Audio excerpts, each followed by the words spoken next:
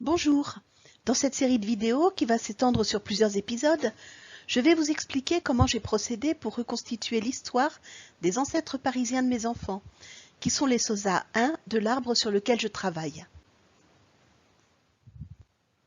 Je n'ai pas fini mes recherches sur ma branche parisienne, loin de là. A-t-on d'ailleurs jamais vraiment fini ces recherches en généalogie? Mais à ce jour, la branche parisienne que j'ai pu remonter représente 4 siècles d'événements généalogiques. Mes enfants ont en effet des Sosa qui ont vécu à Paris sur 14 générations sans interruption, depuis le mariage de leurs parents, mon mariage, au XXe siècle, jusqu'au tout début du XVIIe siècle. Pour chaque génération, de la génération 2 à la génération 15 de leur arbre, j'ai retrouvé au moins un événement sourcé pour au moins un Sosa. L'événement le plus récent dans le temps est le mariage, en 1986 à la mairie du 20e arrondissement, de leurs Sosa 2 et 3. À ce jour, l'événement le plus lointain que j'ai pu identifier est l'attribution du diplôme de maître apothicaire le 20 septembre 1599 à Mathurin de Moucheny, génération 15, Sosa 2234 et 22262, donc 2 fois leur ancêtre. Dans cette présentation, je parlerai des ancêtres concernés en les qualifiant de mes ancêtres, même si techniquement, à part la naissance de ma mère en 1934, tous les événements de cette branche parisienne appartiennent à l'ascendance de mon mari. Mais comme c'est moi qui les sors de l'ombre, vous ne m'en voudrez pas de me les approprier.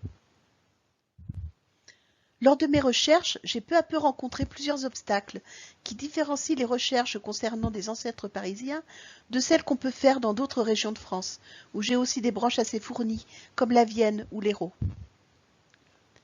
Tout d'abord, une grande partie des registres d'état civil et des registres paroissiaux ont disparu lors de l'incendie de l'hôtel de ville le 24 mai 1871, puis l'incendie du palais de justice et du greffe du tribunal, où étaient conservés les doubles des registres d'état civil jusqu'à 1860 environ.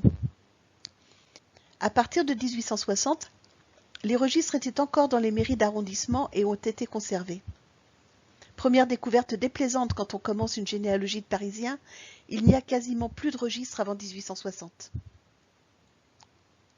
Il n'y a eu aucun recensement à Paris avant le XXe siècle, au contraire de ces recensements qu'on peut explorer ailleurs en France tous les 5 ans. Une autre piste intéressante de recherche nous échappe. Quand on habite à Paris ou en Île-de-France, on connaît la géographie administrative de la ville avec ses 20 arrondissements. Mais la ville actuelle a grandi, en absorbant petit à petit les villages alentours. Belleville ou La Chapelle ont été des villages en dehors de la ville avant d'en devenir des quartiers. Et cela peut avoir une incidence sur l'endroit physique actuel où sont archivés les documents qui nous intéressent. Une de mes ancêtres, Françoise Bérard, est morte le 7 août 1849 à Belleville. Mais Belleville était à l'époque une commune extérieure à Paris, et les documents concernant sa succession sont archivés aux archives départementales de Seine-Saint-Denis et non aux archives de Paris. La croissance de la ville a eu aussi pour conséquence d'augmenter le nombre d'arrondissements, et aussi pour certains d'en modifier le tracé. Quand un événement a lieu dans tel arrondissement du début du XIXe siècle, est-on sûr qu'on parle bien de la même chose que l'arrondissement actuel?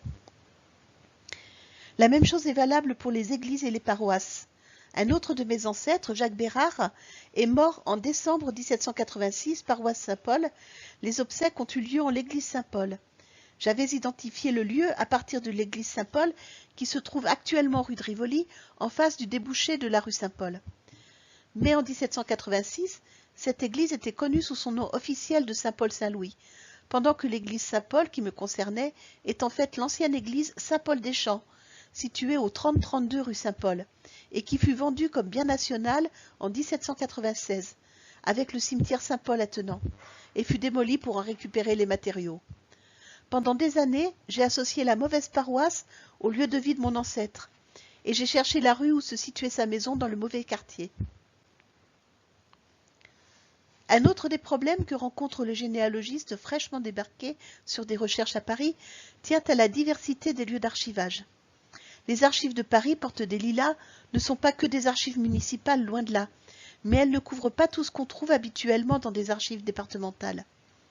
Par exemple, toutes les minutes des notaires parisiens sont archivées au Caran à l'hôtel de Soubise, avec les archives du Châtelet de Paris et les archives judiciaires d'avant la Révolution.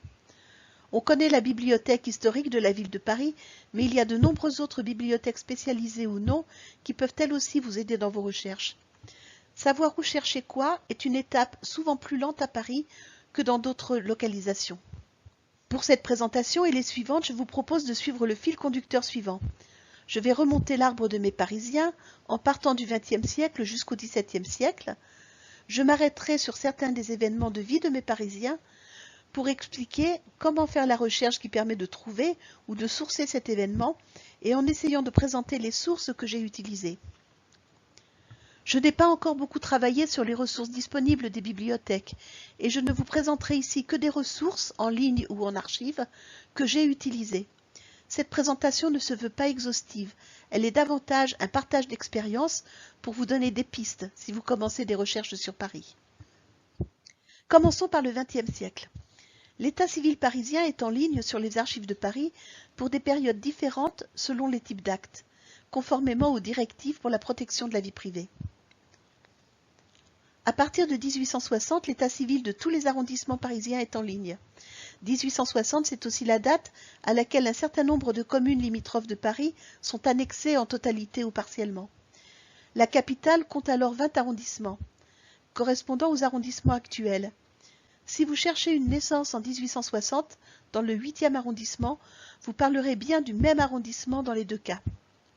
Les limites des données en ligne sont en revanche différentes selon les actes.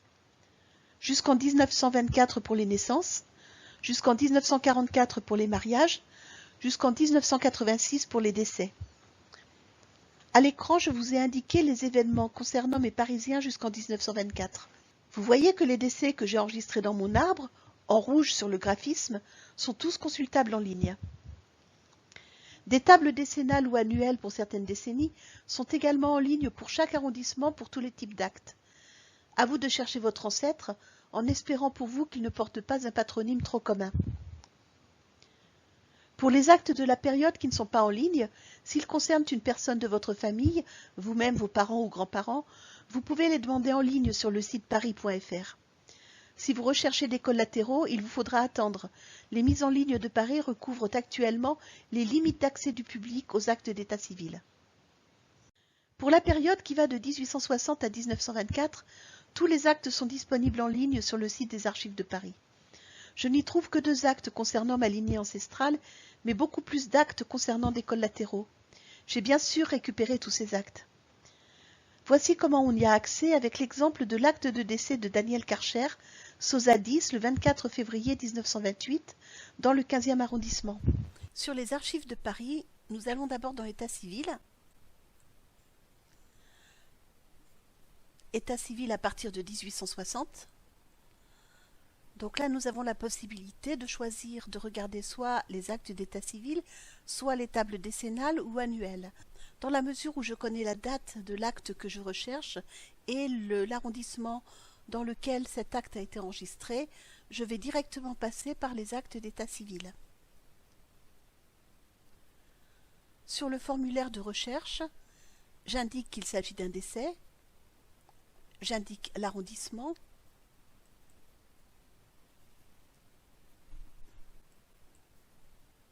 j'indique soit l'année si je ne connais pas la date exacte, soit la date de l'acte si je la connais, donc ici 13/02/1928. Si on connaît le numéro de l'acte, on peut l'indiquer directement. Rechercher.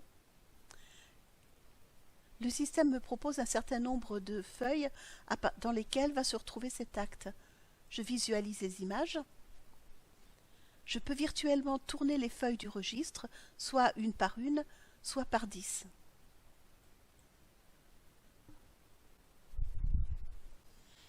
J'ai trouvé la page sur laquelle se trouve l'acte ici. Donc, j'agrandis mon acte. Voici l'acte de décès de Jean-Jacques Louis-Daniel Karcher. Vous allez trouver sur le site des Archives de Paris un certain nombre de ressources complémentaires en ligne. Tout d'abord, les archives du recrutement militaire, en commençant par les tables alphabétiques des 5 bureaux parisiens de 1872 à 1940. C'est bien sûr la porte d'entrée pour retrouver un conscrit domicilié à Paris l'année de ses 20 ans.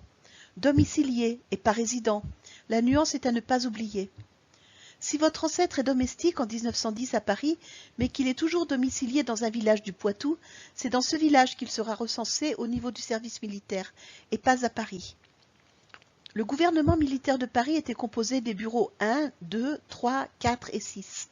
Le bureau 6 correspond aux actuelles communes de la petite couronne de Paris, qui appartenaient alors à l'ancien département de la Seine et donc dépendaient du gouvernement militaire de Paris. Une fois qu'on a trouvé le matricule du soldat qu'on cherche, on peut consulter sa fiche matricule en ligne pour les classes 1887 à 1921, correspondant aux soldats susceptibles d'avoir participé à la Première Guerre mondiale. On peut consulter en ligne certains registres des cimetières et pompes funèbres, qui peuvent vous aider à retrouver une tombe familiale ou vous mettre sur la piste d'un décès. Les registres d'inhumation de presque tous les cimetières appartenant à la ville de Paris sont en ligne, pour la période 1804 à 1969. Sur certaines périodes, on peut aussi consulter en ligne les transports de corps, gratuits ou payants. Les répertoires d'admission des enfants assistés vous permettent de retrouver le numéro de dossier de l'enfant que vous recherchez. Vous devrez vous rendre aux archives de Paris pour le consulter, selon des procédures parfois un peu compliquées. Vérification par le responsable de salle des informations contenues dans le dossier, consultation dans le bureau du responsable de salle. Préparez bien votre visite et faites attention à ce que vos photos soient de bonne qualité pour ne pas avoir besoin de recommencer la recherche, histoire vécue. Sont aussi en ligne désormais les recensements de population pour les années 1926, 1931 et 1936. Le fichier des électeurs de Paris qui a été mis en ligne est très partiel, mais peut éventuellement vous aider à localiser un ancêtre. Je vous propose de vous montrer maintenant quelques recherches spécifiques. L'exemple que je vais prendre du recrutement militaire concerne Christian Karcher, le frère de mon Sosadis, Daniel Karcher. Aucun des ancêtres de mes enfants n'est en effet présent dans les fiches matricules en ligne sur les archives de Paris. Christian Karcher est né à Colmar le 28 décembre 1872. Il a été naturalisé citoyen suisse le 11 novembre 1889. Réintégré dans la nationalité française le 27 août 1908, selon les souvenirs familiaux, il est mort pendant la Première Guerre mondiale. Voyons comment trouver sa fiche matricule en ligne. Les fiches matricules mises en ligne ont été indexées. Je vais donc, à partir du site Archives de Paris, aller sur les sources généalogiques complémentaires, recrutement militaire de la Seine, et je vais directement aller dans le registre matricule du recrutement, donc recherche nominative, je tape le nom de mon soldat, Karcher, son prénom, Christian, rechercher. Je tombe sur une fiche, celle de Karcher, Christian Jules, né dans le Haut-Rhin, Colmar, ça correspondrait, avec une date de naissance du 28-12-1888, assez peu compréhensible puisque Christian est né le 28 décembre 1872. Néanmoins, je vais aller regarder cette image. Donc on me propose la fiche matricule 394, classe 1908, de Christian Jules Karcher, né le 28 décembre 1872 à Colmar, fils de feu Jules Constantin Karcher et de feu Marie Young. C'est bien la personne que je recherche et donc j'ai retrouvé facilement sa fiche matricule sur le site des Archives de Paris.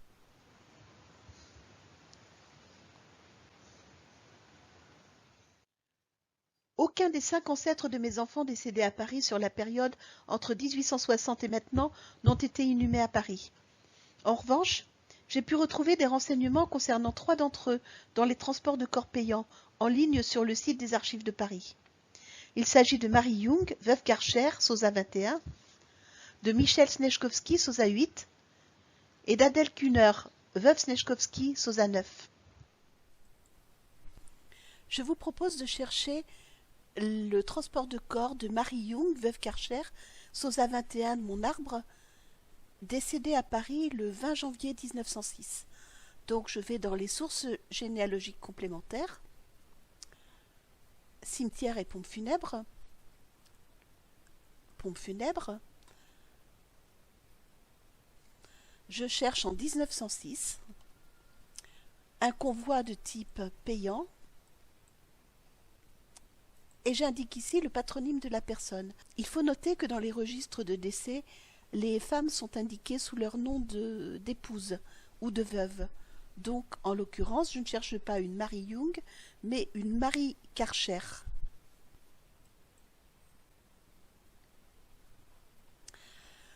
Donc ici, j'ai la lettre K jusqu'au 5 janvier 1906 et la lettre K à partir du 5 janvier 1906. C'est ici que je regarde. Le répertoire s'ouvre donc à partir de janvier 1906 à la lettre K.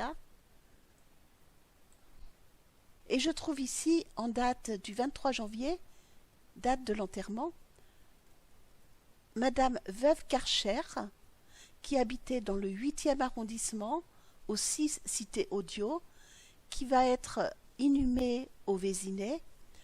Le prix des taxes payées pour son inhumation est de 276,25 € et le C qui est indiqué ici dans la colonne correspondant à la case signifie probablement un changement puisqu'on sort des cimetières parisiens et que la classe doit être plutôt indiquée dans le cimetière d'arrivée, le cimetière d'inhumation.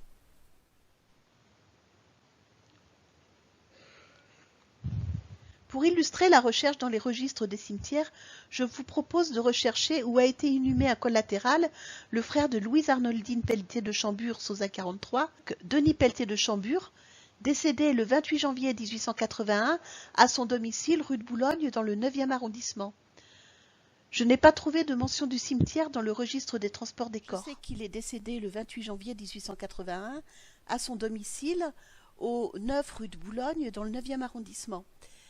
Dans le registre des transports de corps en 1881, j'ai bien trouvé son transport le 31 janvier, mais comme c'est souvent le cas au XIXe siècle, le cimetière n'est pas indiqué. En revanche, comme vous le voyez, la classe d'enterrement est indiquée, c'est un enterrement de classe 5, ce qui laisse supposer que son enterrement a bien eu lieu dans un cimetière parisien. Donc sur le site des Archives de Paris, dans les sources généalogiques complémentaires, je vais aller dans les cimetières, commencer par chercher dans les répertoires annuels d'inhumation dans quel cimetière Denis Pelletier de Chambure a pu être inhumé. Comme je ne connais pas le cimetière, je peux ici indiquer son nom de famille, la date, et j'ai la liste de tous les cimetières qui étaient disponibles à cette période-là et dans lesquels un Pelletier est susceptible d'être présent. Je peux donc vérifier chacun des registres les uns après les autres. Je peux aussi essayer de procéder par logique en me disant que une inhumation de quelqu'un décédé dans le 9e arrondissement pourrait avoir lieu dans le cimetière Montmartre. Je vais donc commencer par le cimetière Montmartre. Après avoir tourné quelques pages, j'ai trouvé dans le registre du cimetière de Montmartre, au 31 janvier 1881, l'inhumation de Pelletier de Chambure Denis. J'ai l'adresse ici, la situation de la sépulture, le numéro et l'année de la concession. Je consulte ensuite les registres journaliers d'inhumation. Donc maintenant, cimetière Montmartre, puisque je le connais, date d'inhumation 31/01/1881, pour voir s'il y a davantage de renseignements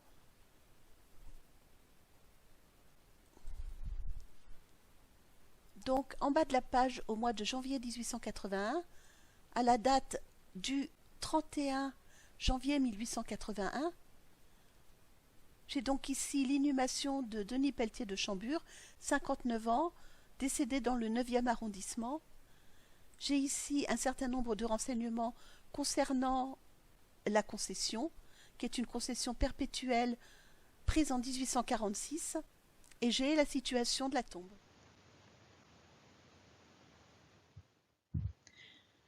Le recensement de l'ensemble de la population parisienne a eu lieu 4 fois, 1926, 1931, 1936 et 1946. Les 3 premiers recensements sont en ligne sur le site des Archives de Paris. Il y a 3 listes différentes de population. La population de résidence habituelle, les casernes, prisons et pensionnats, et enfin les personnes de passage. La population de résidence habituelle est listée en partie A de chaque recensement. L'organisation des recensements en ligne rend la recherche assez facile. Le classement se fait par arrondissement, puis quartier, puis par ordre alphabétique des noms de rues. Le site des Archives de Paris explique clairement comment trouver chaque information dans les fonds qu'il met en ligne. Voici un exemple de recherche pour Jeanne Dabza, veuve Karcher, qui vit au 82 avenue Émile Zola dans le 15e arrondissement. Sur le site des Archives de Paris, je vais donc dans les sources généalogiques complémentaires, le recensement de population, et je vais commencer par chercher dans quel quartier se trouve l'avenue Émile Zola. Donc je vais dans nomenclature officielle de Paris, je me rends ici dans l'index qui me donne ici la liste de toutes les rues de Paris dans lesquelles je vais pouvoir faire une recherche en utilisant les touches CTRL F. Donc CTRL F, je tape Émile Zola, et donc j'ai ici Square Émile Zola ou Avenue Émile Zola. Donc je choisis l'avenue Émile Zola, et j'ai l'indication que c'est bien dans le 15e, et que c'est le quartier Grenelle-Javel. Donc je garde cette information précieusement, c'est le quartier Grenelle ou le quartier Javel. Je retourne dans mes sources sur les Archives de Paris. Pour les années qui sont en ligne, vous avez uniquement besoin de connaître le quartier. Vous n'avez pas besoin de connaître les îlots qui ne sont nécessaires que pour l'année 1946, qui n'est pas en ligne et qui est donc consultable sur les postes informatiques des Archives de Paris.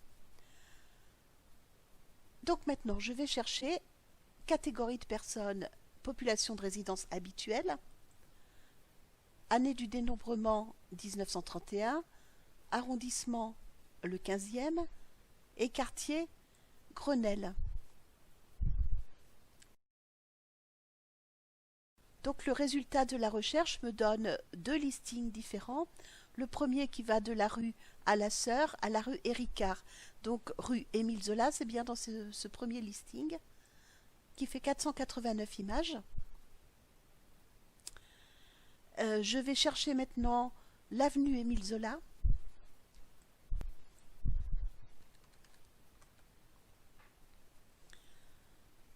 Donc voici, je suis ici, avenue Émile Zola, au 82 de l'avenue Émile Zola, qui est bien l'adresse de Jeanne Dabza, veuve Karcher.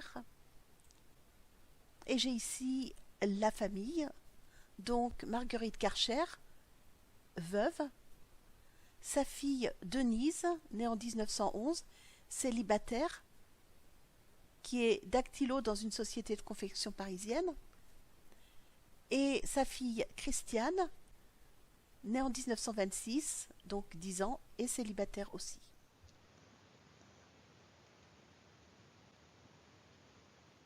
Un détail amusant de ma généalogie. En 1936, 3 des 4 grands-parents de mes enfants habitent à Paris, dans le sud-ouest de la ville, alors que leurs origines sont très diverses. Christiane Karcher, la Sosa 5, habite dans le 15e arrondissement, quartier Grenelle. Boris Nechkovski, Sosa 4, habite dans le 15e arrondissement, quartier Lambert. Michel Rowe, Sosa 7, habite dans le 14e arrondissement, quartier Plaisance. Christiane et Michel sont toutes les deux nées à Paris. Les sites Généanet et Philae sont incontournables pour avancer plus rapidement dans les recherches sur Paris. Philae a indexé l'état civil du XIXe siècle, y compris celui de Paris, y compris les décès du début du XXe siècle. Généanet, à travers un grand nombre de projets collaboratifs, met en ligne beaucoup d'indexations qui vont permettre de retrouver plus facilement la trace des Parisiens après 1860. Citons par exemple l'indexation complète du cimetière des Batignolles qui m'a été d'une grande aide pour résoudre récemment un mystère généalogique. La généalogie d'une branche parisienne jusqu'en 1960 est somme toute assez semblable à celle de toute autre branche ailleurs en France. Les archives de Paris ont mis en place dans les dernières années un site facile à consulter, où les recherches à faire sont bien expliquées et qui a beaucoup de fonds en ligne. Mais les incendies qui ont détruit au moment de la Commune de Paris en mai 1871 l'hôtel de ville et le palais de justice changent la donne. Il n'y a quasiment plus d'état civil, plus de registres paroissiaux, ou de façon très parcellaire avant 1860. Pour continuer à travailler sur ces ancêtres parisiens, il va falloir recourir à une autre stratégie, en épluchant les actes notariés, les déclarations de succession, les archives du Châtelet. Je vous propose de nous retrouver prochainement dans un second épisode de cette série de vidéos pour aborder ces recherches. Si les vidéos que nous vous proposons pendant le mois de la généalogie vous intéressent, retrouvez-nous sur Généathèque. Vous pouvez retrouver d'autres articles que j'ai consacrés à mes ancêtres parisiens sur mon blog Chroniques d'antan et d'ailleurs.